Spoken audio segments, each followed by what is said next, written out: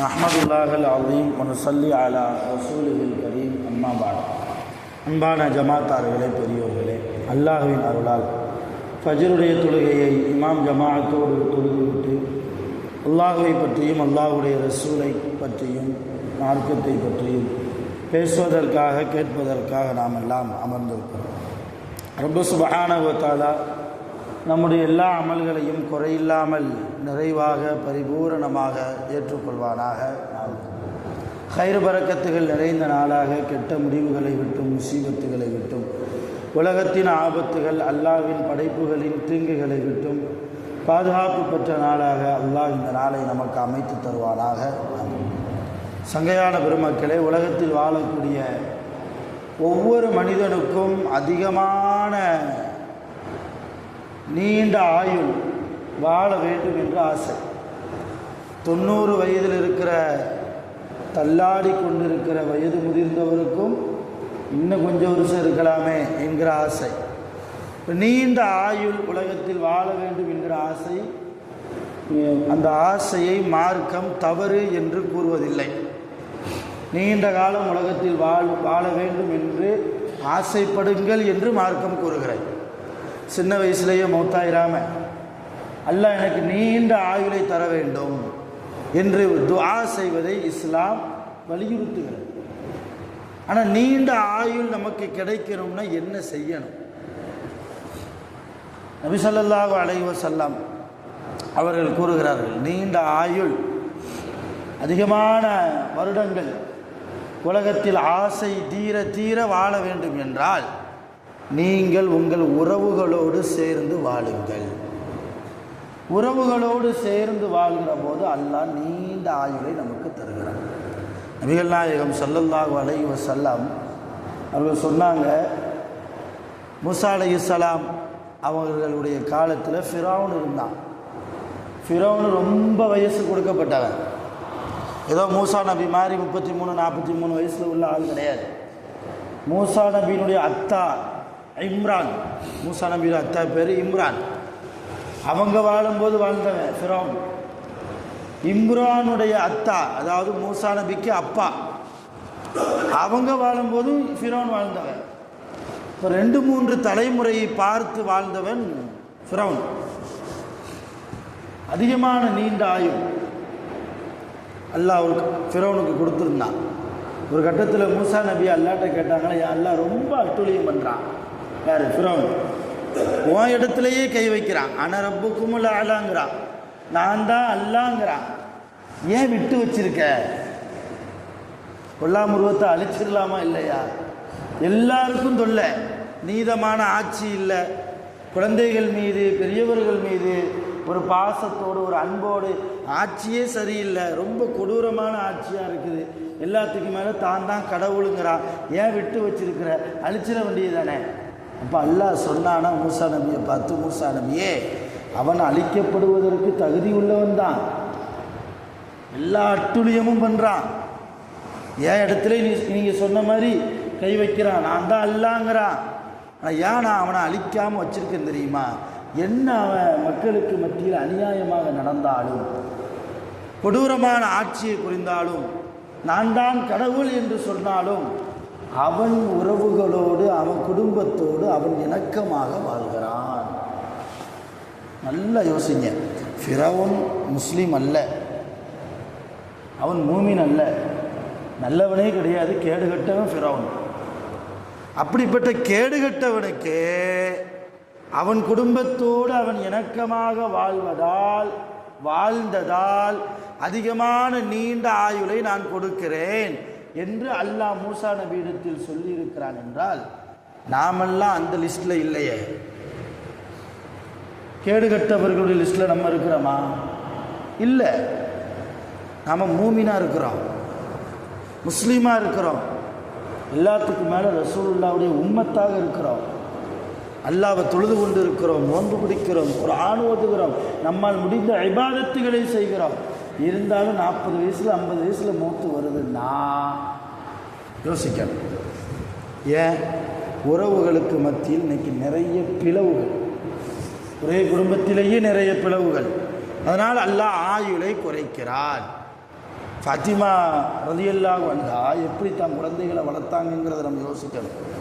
ஒரு தடவை ஃபாத்திமா அம்மாவுடைய வீட்டில் ஹசன் ஹுசைன் ரலியல்லாஹ் அவங்க மகன்கள் 2 பேரும் சின்ன பிள்ளைய தான், அண்ணன் தம்பி.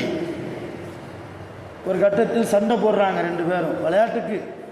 ரொம்ப நம்மளே மாதிரி சண்டைலாம் கிடையாது, சிறு குழந்தைகளுடைய சண்டை எப்படி இருக்கும் அந்த மாதிரி. அதை பார்த்துட்டு ஃபாத்திமா அம்மா தன்னுடைய 2 மகன்களையும் அழைத்து தன்னுடைய மடியில் உட்கார வைத்து அழுதாங்களாம். இப்போ பிள்ளைங்க கேட்டாங்க, ஏம்மா அழுகிறீங்க, எதை நினச்சி அழுகிறீங்கன்னு கேட்டாங்க. இப்போ ஃபாத்திமா அம்மா சொன்னாங்க, நாளை கியாமத்தில் அல்லாஹ் தஆலா நீ உன் பிள்ளைய சரியாக வளர்க்கலையேன்னு சொல்லி என்கிட்ட கேள்வி கேட்பானே, அதை நினச்சி அழுகிறேன்னாங்க. இப்போ பிள்ளைங்க சொன்னாங்களே, எங்களை நல்லா தானே வளர்க்குறீங்க, நல்லா சாப்பாடு கொடுக்குறீங்க, உங்களால் முடிந்த அளவுக்கு எங்களை பேணி பராமரித்து எல்லாம் நல்லா தானே வளர்க்குறீங்க, அப்புறம் எதுக்கு இந்த கவலை? இல்லை, நான் உயிரோடு இருக்கிற போது என் கண்ணுக்கு முன்னாலேயே அண்ணன் தம்பி 2 பேரும் அடிச்சுக்கிட்டு நிற்கிறீங்களே, அதுவும் இந்த வயசுலையே, நாளை வளர்ந்து வாலிபவனாக பெரிய மனிதனாக வருகிற போது சமூகத்துக்கு முன்னால் உங்கள் நிலைமை எப்படி இருக்கும், அதை நினச்சி தான் அழுகிறேன். அப்போ ஒரு நல்ல தாயா நான் இல்லையோ? அப்போ 2 பிள்ளைகளும் வாக்கு கொடுத்தாங்களா, தாயே கவலைப்படாதீங்க, நாங்கள் மௌத்தாகிற வரைக்கும் சண்டையிட மாட்டோம். அண்ணன் தம்பி நாங்கள் 2 பேரும் மௌத்தாகிற வரைக்கும் சண்டையிட மாட்டோம். கடைசி வரையும் அப்படியே வாழ்ந்தாங்க. இமாம் ஹசன் ரலியல்லாஹு அன்ஹு அவங்களும் ஹுசைன் ரலியல்லாஹு அன்ஹு அவங்களும். இப்போ எப்படி எதுக்காக சொல்கிறேன்னா, ஒரு தாய் சிறு வயதிலேயே 2 பேரும் சண்டை போட்டுருக்கிறபோது கூப்பிட்டு எந்த அளவு ஷரியத்தை சொல்லி கொடுத்து அந்த தக்வாவை ஊட்டி அல்லாஹ்வுடைய பயத்தை ஊட்டி வளர்த்திருக்கிறார்கள். அருமையான பொருள். இன்றைக்கி சொந்த வீட்டிலையே அண்ணன் தம்பி 2 பேரும் எலியும் பூனையா. 15 வருஷத்துக்கு முன்னால் என் அண்ணன் என்னை பார்த்து கேட்ட வார்த்தை என்னால் ஜீரணிக்கவே முடியலங்கிறார். உறவுனா எது தெரியுமா? அவன் கொடுத்தா நான் கொடுப்பேன், மரியாதை. என் வீட்டுக்கு ஏதாவது ஃபங்க்ஷனுக்கு அவன் வந்தால் அவன் வீட்டு ஃபங்க்ஷனுக்கு நான் போவேன். எனக்கு ஏதாவது கஷ்டம் உதவுனான்னா நான் அவனுக்கு அவன் கஷ்டத்தில் இருக்கும்போது உதவுவேன். இது உறவு இல்லை, இது வியாபாரம், இது பிஸ்னஸ். இது ரசூலுல்லாஹ் காட்டி தந்த உறவு, சரியத்து இஸ்லாம் காட்டி தந்த உறவு எது தெரியுமா? அவன் என்னை கூப்பிடாட்டாலும் நான் போவேன், அவன் என்னை கூப்பிடாவிட்டாலும் அவன் வீட்டில் போய் நான் நிற்பேன், எனக்கு அவன் தந்து உதவாட்டாலும் நான் அவனுக்கு கொடுப்பேன், என்னை அவன் திட்டினாலும் அவனுக்கு நான் துவா செய்வேன். இதுதான் உறவு. இந்த அழகான வாழ்க்கை மூமின்களிடத்தில் எப்பொழுது வருமோ அந்த வாழ்க்கை கொடுக்கப்பட்ட நல்ல முஸ்லீம், நல்ல மூமின் அதிகமான ஆயுள் கொடுக்கப்படுகிறார் அல்லாஹ்வின் மூலமாக. எங்கேயும் போக வேண்டாம், எங்கேயும் போக வேண்டாம். ரசூலுல்லாஹ் சொன்னாங்க, வலா ததுஉ அலா அவுலாதிக்கும், உங்கள் குழந்தைக்கு எதிராக நீங்கள் பத்துவா செய்யாதீங்க. முதல்ல அங்கேருந்து ஆரம்பிக்குது உறவினுடைய ஆரம்பம். பிள்ளை என்ன சேட்டை பண்ணோம், கடுமையான சேட்டை பண்ணோம், அடம்பிடிக்கும். என் மூதேவி இங்கே வான்னு கூப்பிடாதீங்க, காலம் முழுக்க அது மூதேவியாகவே ஆயிடுவான். என் சனியனை இங்கே வான்னு கூப்பிடக்கூடாது, திட்டக்கூடாது, காலம் முழுக்க அவன் சனியனாகவே அவனுடைய வாழ்க்கையை எல்லாம் அமைத்து விடுவான். காரணம், பெற்றோர்களிலிருந்து அவர்கள் வாயிலிருந்து வரக்கூடிய வார்த்தையை அல்லாஹ் எப்பொழுது கபூலாக்குவான்னு தெரியாது, எப்பொழுது கபூலாக்குவான்னு தெரியாது. பிள்ளைகள் தொந்தரவு கொடுத்தாலும் பெற்றவர்கள் நாம் என்ன செய்யணும்? அவங்களுக்காக துவா செய்யணும். ரசூலுல்லாஹ் சொல்கிறாங்க, உங்கள் மகன் கெட்ட மகனாகவே இருக்கட்டும், உங்களை பராமரிக்காத மகனாகவே இருக்கட்டும், என்ன செய்யுங்க? துவா செய்யுங்க. யா அல்லாஹ் என் மகனுக்கு ஹிதாயத்தை கொடு, எங்களை பார்க்குற பாக்கியத்தை கொடு. ஏதோ முசீபத்து இப்படி போகிறான் அப்படி போகிறான், அந்த சைத்தானியத்தான பாதையை விட்டும் அவனை காப்பாற்றி பெற்றோர்களை பராமரித்து எங்கள் மீது அன்பாக பாசத்தோடு எங்கள் துவாவுக்கு சொந்தமான பிள்ளையாக எங்கள் பிள்ளைகளை ஆக்கி கொடுறப்பே என்று பெற்றோர்கள் கேட்குற போது ரசூலுல்லாஹ் சொன்னாங்க, ஒரு பெற்றவங்க பிள்ளைக்காக கேட்குற துவா, அந்த துவா இருக்குது, அதுக்கும் அல்லாஹ்வுடைய அரிசிக்கு மத்தியில் எந்த திரையும் இருக்காதான், டைரெக்டாக போவோம் அல்லாஹ்வுக்கு மத்தியில், அல்லாஹ்வுடைய அரிசிக்கு. அது மாதிரி பிள்ளைகள் பெற்றோர்களுக்காக கேட்குற துவா. அப்போ உறவை நாம் அதிகப்படுத்தினால், உறவை நாம் பலப்படுத்தினால் நம்முடைய ஆயுள் அதிகமாக்கப்படும். அதை விட்டுட்டு ஷரியத்து காட்டி தந்த வழியை விட்டுட்டு நான் அதிகமாக ஆயுள் வாழணுங்கிறதுக்காக வேண்டி அந்த டாக்டர் இந்த டாக்டர் எந்த பிரயோஜனமும் இல்லை. எல்லா டாக்டரை விட பெரிய டாக்டர் அவன் ஆடினா தான் முடியும் இல்லையா? அவன் ஆடினா தான் முடியும். இன்றைக்கி உறவுகள் குடும்பத்தில் பிள்ளைகள் விஷயத்தில் குறிப்பாக சின்ன பின்னமாக போய் கிடக்கு. வேடிக்கைக்காக உலமாக்கள் ஒரு கதை ஒன்று சொல்லுவாங்க. ஒரு பையன் மைனா வளர்த்தானா வீட்டில். ரொம்ப பாசத்தோடு ஸ்கூல் போயிட்டு வந்தால் நேராக சாப்பிட்றானா இல்லையோ நேராக அந்த மைனாவை போய் தான் பார்ப்பாங்க, கொஞ்சுவான், அந்த மைனாவுக்கு தேவையான தீனியை போடுவான், தண்ணியை வைப்பான், எல்லாம் அவனுடைய வேலை அப்படியே இருக்கும். அப்போ ஒரு தடவை வீட்டுக்கு வரும்போது அந்த மைனா செத்து போச்சு. இவனுக்கு கடுமையான பசி. மைனாவை பார்க்காம நேராக அம்மாட்ட வந்து அம்மா சாப்பாடு போடு அப்படின்னு வந்து கேட்கும்போது அம்மா சாப்பாடு போட்டாங்க.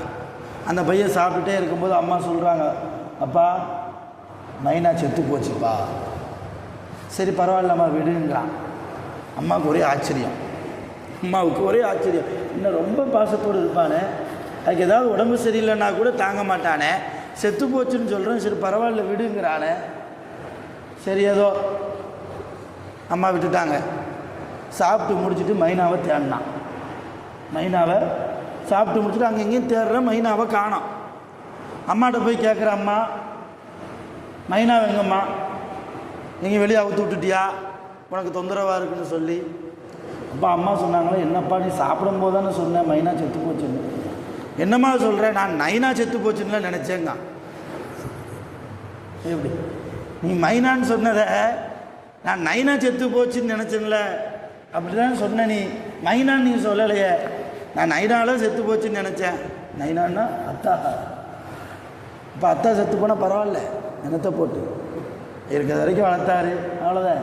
அப்படித்தான் இன்றைக்கு உள்ள பிள்ளைகள் உருவாகி கொண்டிருக்கு. வேடிக்கைக்கு சொன்னாலும் பெற்றோர்களுடைய அருமை தெரியாத பிள்ளைகளாக, தந்தையினுடைய அருமை தெரியாத பிள்ளைகளாக, தாயினுடைய அருமை தெரியாத பிள்ளைகளாக உருவாகுவதற்கு காரணம் யார்? நம்ம தான். நாம் ஷரியத்தை சொல்லி கொடுக்கலை. இப்போ எப்படி உறவுகள் நாளைக்கு பலப்படும், எப்படி நம்முடைய மகன்களும் பிள்ளைகளும் பேரன்களும் பேத்திகளும் நாமும் எப்படி நீண்ட ஆயுள் கொடுக்கப்பட்டு இபாதை செஞ்சு வாழ முடியும்?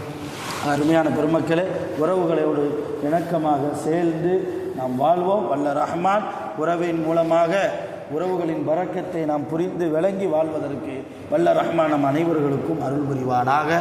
உலகத்தில் நீண்ட ஆயுள் கொடுக்கப்பட்டு இபாதத்தோடு நோய் நொடி இல்லாமல் ஆஸ்பத்திரி செலவுகள் இல்லாமல் உலகத்தில் வாழ்வதற்கு வல்ல ரஹ்மான் நம் அனைவர்களுக்கும் ரஹ்மத் செய்வானாக.